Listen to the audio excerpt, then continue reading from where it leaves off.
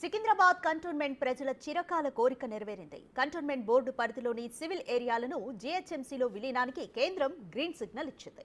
దీనికి సంబంధించిన ఉత్తర్వులు కూడా జారీ చేసింది. ఈ విలీనం విషయంలో సీఎం రేవంత్ రెడ్డి పాత్ర కీలకం.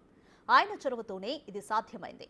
ఢిల్లీకి వెళ్లిన ప్రతిసారి రక్షణ శాఖ మంత్రి దృష్టికి ఈ అంశాన్ని తీసుకెళ్లారు. మార్చి 5న రాష్ట్ర పర్యటనకు వచ్చిన ప్రధాని మోదీని కలిసి స్వయంగా విజ్ఞప్తి చేశారు.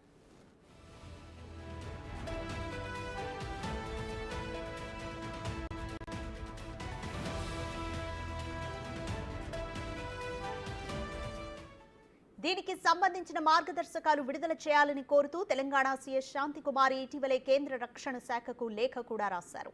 దీంతో ఈ నెల 25న కేంద్ర రక్షణ శాఖ కార్యదర్శి రాష్ట్ర ప్రభుత్వ అధికారులతో వీడియో కాన్ఫరెన్స్ నిర్వహించారు. విలీన ప్రక్రియను వేగవంతం చేసేందుకు రాష్ట్ర ప్రభుత్వం సిద్ధంగా ఉందని తెలిపారు. దానికి కొనసాగింపుగా విలీనానికి కేంద్రం ఆమోదం తెలిపింది. దీని ప్రకారం కంటోన్మెంట్లోని సివిల్ ఏరియాలను జీహెచ్ఎంసీలో విలీనం చేస్తారు.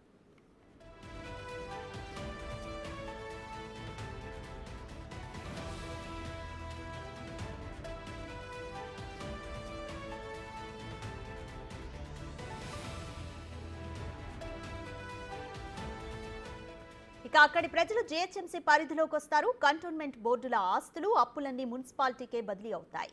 అక్కడ ఇప్పటికే లీజులు ఇచ్చినవి కూడా మున్సిపాలిటీ డీల్ చేయాల్సి ఉంటుంది. మిలిటరీ స్టేషన్ మినహా కంటోన్మెంట్లోని నివాస ప్రాంతాలకు జీహెచ్ఎంసీ పరిధి విస్తరిస్తోంది. తన పరిధిలో ఉన్న వాటిపై పన్నులను విధిస్తోంది. కేంద్ర ప్రభుత్వం పేరిట హక్కుగా ఉన్న భూములు, ఆస్తులు కేంద్రానికే దక్కుతాయి.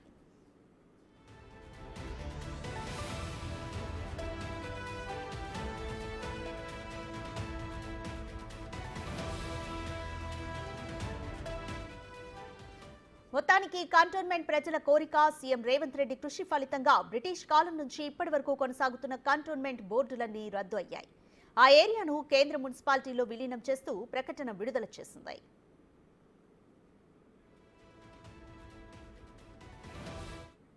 మోర్ డీటెయిల్స్ మా ప్రతినిధి రామ్ ప్రసాద్ అందిస్తారు.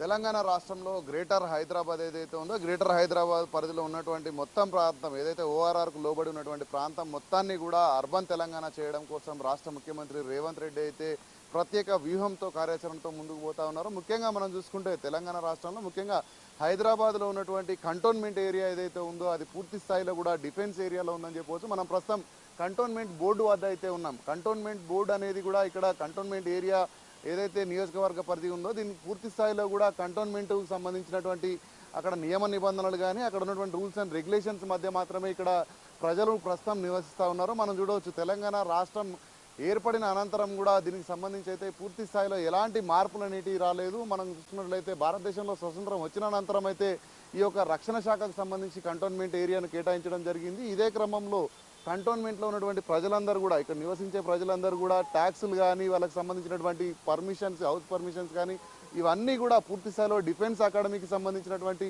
శాఖ నుంచి మాత్రమే ఇక్కడ అనుమతి పొందడం ఉంటుంది. దీనికి సంబంధించినటువంటి ట్యాక్సెస్ కూడా అంటే తెలంగాణ రాష్ట్ర ప్రభుత్వంతో చూసుకున్నట్లయితే కొంత ఎక్కువ ట్యాక్స్లే ఉంటాయని చెప్పవచ్చు. దీనికి సంబంధించి అయితే రాష్ట్ర ముఖ్యమంత్రి రేవంత్ రెడ్డి డిఫెన్స్ శాఖ అధికారులతో కానీ డిఫెన్స్ శాఖ మంత్రితో కానీ చర్చించి ఇటు కంటోన్మెంట్లో ఉన్నటువంటి పరిధి ఏదైతే ఉందో డిఫెన్స్కి సంబంధించినటువంటి అన్ని ప్రాంతాలను కూడా ఇటు జిహెచ్ఎంసీ కానీ దాని పరిసర ప్రాంతాల్లో ఉన్నటువంటి మున్సిపల్ కార్పొరేషన్స్ అదేవిధంగా కార్పొరేషన్లకు కేటాయించాలంటూ కోరిన నేపథ్యంలో అయితే ఇటు రక్షణ శాఖ నుంచి అయితే క్లియర్ కట్గా ఉత్తర్వులు జారీ చేయడం జరిగింది. తెలంగాణ రాష్ట్రంలో కంటోన్మెంట్ ప్రాంతం ఏదైతే ఉందో దానికి సంబంధించినటువంటి రక్షణ శాఖ భూములు ఏవైతే ఉన్నాయో వాటి మొత్తాన్ని కూడా రాష్ట్ర ప్రభుత్వానికి జారీ చేయాలంటూ కూడా నిన్న ఒక ఉత్తర్వులను జారీ చేయడం జరిగింది. దీనికి సంబంధించినటువంటి ఉత్తర్వులు అయితే నిన్న ఈ నెల 28వ తేదీన అయితే ఇటు డిఫెన్స్కి సంబంధించినటువంటి అధికారులకు అందడం జరిగింది. దీంతో మనం ప్రస్తుతం ఇక్కడ డిఫెన్స్కి సంబంధించి office of the defence estate officer ఎవరైతే ఉన్నారో ఆయనకైతే ప్రత్యేకంగా లేఖనివ్వడం జరిగింది. అంటే ఇటు డిఫెన్స్కి సంబంధించినటువంటి ఆస్తులన్నింటినీ కూడా ఇటు భూములన్నింటినీ కూడా రాష్ట్ర ప్రభుత్వానికి ముఖ్యంగా ఇక్కడ ఏదైతే జిహెచ్ఎంసీ ఉందో జిహెచ్ఎంసీకి ఇటు మైగ్రేట్ చేయాలంటూ కూడా ఉత్తర్వులలో పేర్కొంటూ అయితే లేఖను కూడా రిలీజ్ చేయడం జరిగింది. ఎన్నో ఏళ్లుగా కంటోన్మెంట్కి సంబంధించినటువంటి ప్రజలు ఎదురు చూస్తున్నటువంటి ఒక కళ అని చెప్పవచ్చు. ఎందుకంటే తెలంగాణ రాష్ట్రంలో ఉంటున్నప్పటికీ కూడా ఇక్కడ కొన్ని రిస్ట్రిక్షన్స్ ఉంటాయి. ఎందుకంటే రక్షణ శాఖ అనేది చాలా ముఖ్యమైనటువంటి విభాగం. దేశంలో దేశ రక్షణ భద్రతకు సంబంధించినటువంటి ఏదైతే నియమ నిబంధనలు ఉంటాయో అవన్నీ కూడా ఇక్కడ ఉన్నటువంటి ప్రజలకు కొనసాగుతున్న నేపథ్యంలో రక్షణ శాఖకు సంబంధించినటువంటి అధికారులే వీళ్ళ సమస్యను ఏదైతే దీనికి సంబంధించి ఒక వికాస సమితిని కూడా ఏర్పాటు చేయడం జరిగింది. కంటోన్మెంట్ వికాస సమితి అని కూడా ఏర్పాటు చేసిన నేపథ్యంలో ఇక్కడ ఉన్నటువంటి ప్రజలందరూ కూడా కోరుకున్నటువంటి అంశం ఏదైతే ఉందో కంటోన్మెంట్ ప్రాంతాన్ని విలీనం చేయాలంటూ చేస్తున్నటువంటి యొక్క పోరాటాలన్నిటికీ కూడా రాష్ట్ర ముఖ్యమంత్రి రేవంత్ రెడ్డి రక్షణ శాఖ అధికారులతో చర్చించి అయితే ఈ యొక్క వారి కలను నెరవేర్చినటువంటి పరిస్థితి అయితే నెలకొంది. దీనికి సంబంధించి ఇప్పటికే ఉత్తర్వులు జారీ చేసిన నేపథ్యంలో అయితే ఇక్కడ ఉన్నటువంటి ప్రజలు కూడా చాలా ఆనందం వ్యక్తం చేస్తూ ఉన్నారు. ఎందుకంటే రానున్న రోజుల్లో ఇటు జిహెచ్ఎంసీ కానీ సమీపంలో ఉన్నటువంటి మున్సిపాలిటీలలో కలవబోతున్న నేపథ్యంలో వారికి ఇటు మున్సిపాలిటీకి సంబంధించినటువంటి ఫెసిలిటీస్ కానీ అదేవిధంగా రోడ్లు కానీ ఇవన్నీ కూడా వారికి చేరువ కాబోతూ ఉన్నాయి. ముఖ్యంగా తెలంగాణ రాష్ట్ర ప్రభుత్వం తీసుకొచ్చినటువంటి అన్ని పథకాలు కానీ అన్నీ కూడా వాళ్ళకి అందబోతున్న నేపథ్యంలో అయితే ప్రజలు కొంత ఆనందం వ్యక్తం చేస్తూ ఉన్నారు. దీనిపైన పూర్తి స్థాయిలో ఇక్కడ కంటోన్మెంట్ ప్రజలందరూ కూడా చాలా సంతోషంగా ఉన్నారని చెప్పవచ్చు. కెమెరామ్యాన్ కృష్ణతో రామ్ ప్రసాద్, బిగ్ టీవీ.